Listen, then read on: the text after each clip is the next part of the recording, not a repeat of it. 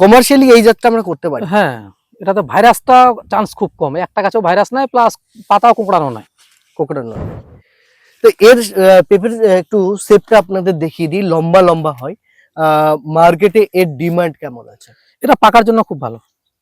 মানে পাকার জন্য? হ্যাঁ, থাইরয়েড প্লাসটা প্রচুর লাল হয়, প্রচুর মিষ্টি হয়, এটা পাকার জন্য খুব ভালো। খুব ভালো। কাঁচা তো চলে, কিন্তু পাকার জন্য এছাড়া আরেকটা জাত রয়েছে, ওই জাতটা একটু যদি দেখিয়ে দেন দর্শক। এরকম না এইগুলো এদের না, এদের প্রতিরোধ ক্ষমতা বেশি, প্রতিরোধ ক্ষমতা এই যে বেশি। ভাইরাস নাই, আপনি একটা গাছেও ভাইরাস নাই। হ্যাঁ আমি দেখতে পাচ্ছি তো, ভাইরাস দেখেন একটু দেখিয়ে দিই, দেখেন পুরো কিন্তু সবুজ পাতা, একটা তো ভাইরাস নাই, প্লাস কোনো কোঁকড়া নাই। এটা 2 ফিট উপর থেকে আসবে, এটা লং টাইমের ফল। লং টাইমের ফল। এই যে এত ছোট গাছে ফল নিচ্ছেন, কোনো কি গাছের গ্রোথের সমস্যা না হবে? না না, এটা 2 বছর চলবে।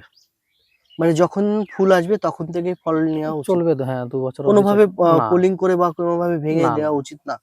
এমনি হবে, এমনি হবে অটোমেটিকলি? অটোমেটিক হবে।